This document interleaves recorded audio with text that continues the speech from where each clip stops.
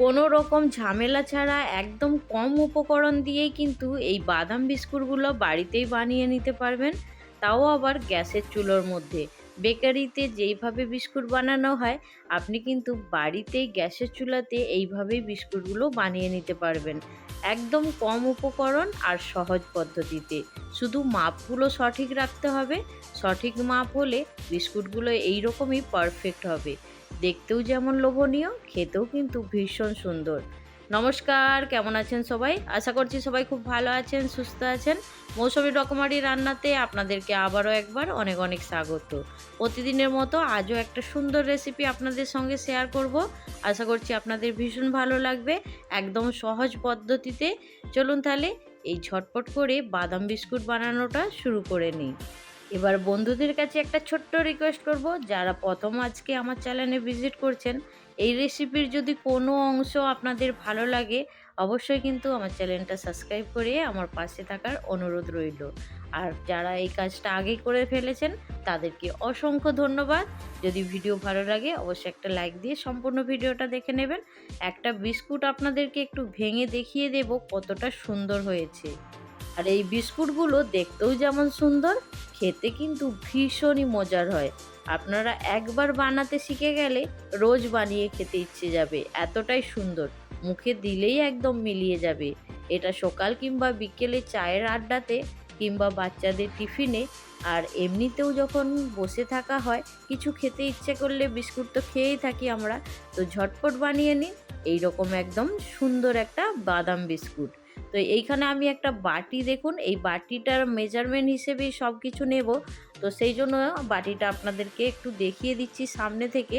তো এই বাটিটা আমি, দেখুন এই বাটির মধ্যে যে চিনিটা নিয়েছি, চিনির মেজারমেন্টটা দেখে নিন। এক বাটি কিন্তু সম্পূর্ণ নেই, তো একটু খালি আছে। তো এইখানে চিনিটা আমি এখন মিক্সির জারে নিয়ে সুন্দর করে এখন গুঁড়িয়ে নেব। চিনিটা এখানে সঙ্গে সঙ্গে গুঁড়িয়ে নেওয়ার পরে ঢাকনাটা খুলে দিয়েছিলাম, সেই জন্য দেখুন একদম হাওয়াতে উড়ে গেল। আর এইখানে দেখুন চিনিটা এখন সাইডে রেখে দিয়েছি। এবার এইখানে নিয়েছি দেখুন গাওয়া ঘি। একদম এই গাওয়া ঘিয়ের কারণে কিন্তু বিস্কুটের স্বাদটা অনেকটাই বেড়ে যাবে, সেই জন্য আমি একদম গাওয়া ঘি নিয়েছি। আর এই ঘিয়ের পরিমাণটা যদি গালানো হয় তাহলে হাফ বাটির ওপর পর্যন্ত চলে আসবে।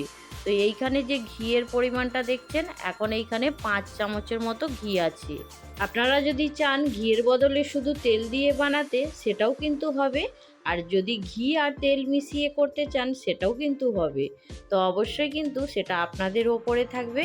আর ঘি দিয়ে বানালে এটা যতটা খাস্তা হবে আর খেতে সুন্দর লাগবে, সুগন্ধ থাকবে। তেলের মধ্যে তো সেই জিনিসটা থাকবে না, সেই জন্য ঘিয়েতেই বানানোর চেষ্টাটা করবেন। তো এইখানে দেখুন আমি যে চিনিটা গুঁড়িয়ে রেখেছিলাম, সেই চিনিটা এখন ঘিয়ের মধ্যে দিয়ে দিয়েছি। দেওয়ার পরে এবার খুব ভালো করে এখন ফেটিয়ে নেব। যত ভালো করে ফেটানো হবে আর ঘিটাও যতটা নরম হবে, তাহলে কিন্তু বিস্কুটগুলো সুন্দর হবে খেতে।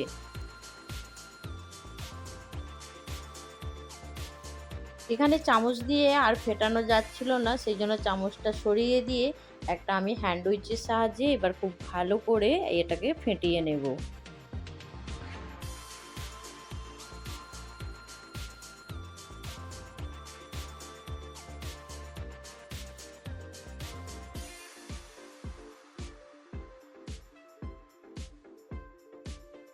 এবার এইখানে দেখুন একদম সুন্দর করে কিন্তু ফেটানো হয়ে গেছে ঘি আর চিনিটা। তো ঘি চিনি সুন্দর করে ফেটানোর পরে দেখুন আবারও আমি বাটিটা আপনাদেরকে আরেকবার দেখিয়ে দিয়েছি। তো এই বাটির মেজারমেন্ট হিসাবেই আমি এখন 1 বাটি পরিমাণে ময়দা দিয়ে দেব। তো আপনারা যদি চান আটা দিয়ে বানাতে, সেটাতেও কিন্তু বানাতে পারবেন। তো আমি এইখানে ময়দা নিয়েছি, তো ময়দা 1 বাটি নিয়েছি। আর এইখানে দেখুন বেসন আমি হাফ বাটির থেকে একটু কম নিয়েছি। সেই জন্য আপনাদেরকে বাটির মেজারমেন্ট হিসেবেই আমি সব কিছু দেখাবো বলে বাটিটা নিয়েছি। আর হাফ বাটির থেকেও একদম কম এইখানে সুজি নিয়েছি। তো সুজির পরিমাণটা চামচ হিসেবে দেখতে গেলে এখানে 2 চামচ পরিমাণ আছে। তো এইখানে দেখুন যে চামচটা দেখতে পাচ্ছেন, এই চামচটা একটু বড় সাইজের চামচ। তো এইখানে আমি ছোট চামচের 1 চামচ বেকিং পাউডার নিয়েছি। তার এইখানে খুব সামান্য পরিমাণে হাফ চামচের থেকে একটু কম দেব বেকিং সোডা। তো সোডাটা আপনারা দেখতেই পাচ্ছেন একদম কম পরিমাণ রেখেছি।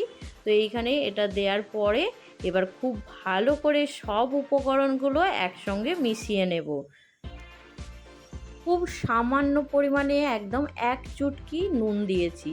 তো এইখানে নুনটা একদমই অপশনাল, যদি না দিতে ইচ্ছে যায় দিতে হবে না, কিন্তু নুন দিলে একটু মিষ্টির স্বাদটা ভালো আসবে, সেই জন্য এখানে নুনটা দিয়েছি। আর দেখুন এবার খুব ভালো করে হাত দিয়ে ঠেসে ঠেসে এটাকে মেখে নেব। তো এইখানে কিন্তু জল কিংবা দুধ কোনোটাই দেয়া যাবে না, যদি ইচ্ছে যায় 1 থেকে 2 চামচ পাউডার দুধ দিতে পারেন। তো এইখানে দেখুন আমি খুব ভালো করে এই হ্যান্ড উইচ থেকে পরিষ্কার করে নিয়েছি। এবার হাত দিয়ে ঠেসে ঠেসে এটা মেখে নেব। যদি মাখানোর সময় একটু শক্ত মনে হয় তখন এর মধ্যে একটু তেল কিংবা ঘি দিয়ে দিতে পারেন। তো আমার এইখানে সব কিছু পারফেক্ট নিয়েছি। এবার ঠেসে ঠেসে আস্তে আস্তে মেখে নেব, দিয়ে একটা ডোয়ের মতন বানিয়ে নেব।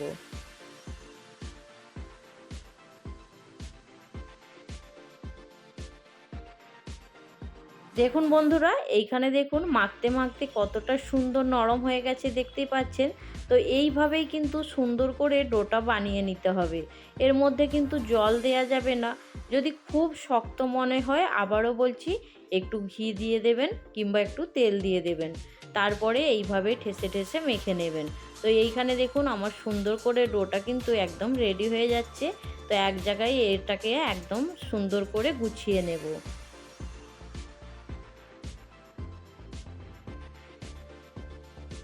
দেখতেই পাচ্ছেন সুন্দর করে আমার কিন্তু ডোটা একদম রেডি হয়ে গেছে। তো একটা থালা দিয়ে আমি এখন 5 মিনিট ঢাকা দিয়ে রেখে দেব।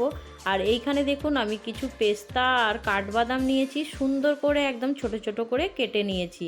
আর থালার ওপরে দেখুন খুব সামান্য পরিমাণে একটু তেল দিয়ে থালার চারপাশে সুন্দর করে লাগিয়ে নিচ্ছি, তাহলে বিস্কুটগুলো আর থালার মধ্যে লেগে যাবে না আর সুন্দরভাবে আস্তে আস্তে উঠে চলে আসবে, সেই জন্য একটু তেল দিয়েছি। তো এইখানে দেখুন আমি এবার ছোট ছোট করে বল আকারে নিয়ে নেব। বিস্কুটের শেপটা আপনারা আপনাদের পছন্দ মতন করে নেবেন। তো আমি এইখানে একটু পটলের মতন শেপ দেওয়ার চেষ্টা করছি। তো এটা ফোলার পরে কি হবে জানি না। তো এইখানে দেখুন আমি এবার এটাকে একটু সাইড দিয়ে চেপে চেপে হালকা করে একটু লম্বা শেপ দিয়ে দেবো।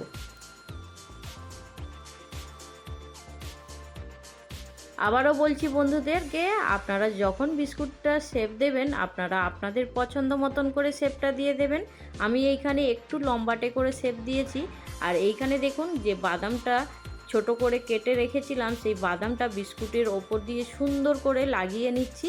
আর কতটা সুন্দরভাবে লেগে যাচ্ছে দেখতেই পাচ্ছেন। তো এইভাবেই কিন্তু বাকি বিস্কুটগুলো রেডি করে নেব। আপনাদের সঙ্গে কথা বলতে বলতে আমি কিন্তু অনেকগুলোই বিস্কুট রেডি করে নিয়েছি দেখতেই পাচ্ছেন। তো আবারও একটা বিস্কুট শেপ দেওয়ার চেষ্টা করছি। তো বিস্কুটটার সাইজ আপনারা আপনাদের পছন্দ মতন করবেন। এইখানে আমি প্রথমে একটা ছোট্ট সাইজ করেছিলাম, তো দেখলাম একটু বড় সাইজ করলে বেশি সুন্দর লাগছে দেখতে, সেই জন্য একটু বিস্কুটের সাইজগুলো একটু বড় করে নিয়েছি। আর ওপর থেকে দেখুন বাদামগুলো লাগিয়ে নেওয়ার পরে বিস্কুটগুলো শেপ দিয়ে একদম রেডি করে নিয়েছি। আর বাদামগুলো লাগানোর পরে দেখতে কতটা সুন্দর লাগছে না। তো এইভাবেই যদি বাড়িতে বানানো যায় তাহলে আর দোকান থেকে কিনে খাওয়ার কোনো প্রয়োজন নেই। আর এইখানে দেখুন আমি একটা কড়া কিন্তু খুব হাই হিটে গরম করে নিয়েছি। আর গরম করার পরে এবার বিস্কুটের যে থালাটা আছে কড়ার মধ্যে বসিয়ে দেব আস্তে আস্তে। তো এটা খুব সাবধানে করে নিতে হবে, কড়াটা যেহেতু খুব গরম আছে, আর না হলে হাতটাও কিন্তু বিস্কুটের মতো ফুলে উঠবে। এটা সুন্দর করে কড়ার মধ্যে সেট করে নিয়েছি। এবার ওপর থেকে আর একটা ঢাকনা ঢাকা দিয়ে দেব, তাহলে বিস্কুটের মধ্যে ওপর নিচে দুদিকেই সমান তাপ লাগবে আর সুন্দর একদম বিস্কুটটা রেডি হয়ে যাবে। তো আমার এইখানে বিস্কুটগুলো রেডি হতে টাইম লেগেছে 30 থেকে 35 মিনিট। গ্যাসের ফ্লেম কিন্তু একদম লো ফ্লেমে রাখতে হবে। এই সময় কিন্তু গ্যাসের ফ্লেম একদম জোরে রাখা যাবে না, সেই জন্য লো ফ্লেমে রেখেই বিস্কুটটা রেডি করে নিতে হবে। তো আমি এইখানে 35 মিনিট পর বিস্কুটটা খুলে দেখব। তো এইখানে বিস্কুটটা খুলে দেখার পরে আপনারা দেখুন শুধু বিস্কুটটা দেখলেই একদম মনে হবে যে সঙ্গে সঙ্গেই একটা গরম খেয়ে নিই, কিন্তু গরম অবস্থায় এই বিস্কুটগুলো একদমই খাওয়া যাবে না। ওপর থেকে কিন্তু এইগুলো খুবই নরম আছে, আর এইগুলো যখন ঠান্ডা হয়ে যাবে তখন কিন্তু সুন্দর জমাট বেঁধে যাবে। আমি কিন্তু এখন গ্যাসের ফ্লেমটা একদমই বন্ধ করে দিয়েছি।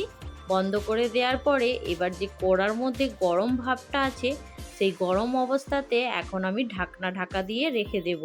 যখন কড়াটা একদমই ঠান্ডা হয়ে যাবে তখন থালাটা আস্তে আস্তে বের করে নেব। দেখুন এইখানে যখন কড়াটা ঠান্ডা হয়ে গেছে আর বিস্কুটগুলোও সুন্দর ঠান্ডা হয়ে গেছে, তখন কিন্তু আমি কড়ার মধ্যে থেকে বের করে নিয়ে চলে এসেছি। আপনাদেরকে দেখাচ্ছিলাম ওইখানে একটা বিস্কুট ছিল, সেটা অলরেডি খাওয়া হয়ে গেছে। বিস্কুটগুলো এতটাই লোভনীয় হয়েছে যে নামানোর পরে ইচ্ছেই যাবে না আর রাখার জন্য, তখনই মনে হবে খেয়ে নিই। তো বিস্কুটের পেছনের সাইডটা আপনাদেরকে একটু দেখিয়ে দিচ্ছি কতটা সুন্দর হয়েছে। আর এইখানে বিস্কুটগুলো আমি একটা প্লেটের মধ্যে সাজিয়ে নিচ্ছি। এবার বলুন তো বন্ধুরা, এই বাদাম বিস্কুট বানানো আপনাদের কেমন লাগলো? ভালো লাগলে অবশ্যই একটা লাইক দিয়ে দেবেন। তো এই বাদাম বিস্কুট বানানো বাড়িতে কতটা সহজ আপনারা দেখে বুঝতেই পেরে গেছেন। তো ঝটপট বাড়িতে বানিয়ে নিন, আর কেমন হয়েছে সেটাও কিন্তু জানাতে ভুলবেন না। তো আজকের রেসিপি এইখানেই শেষ করছি।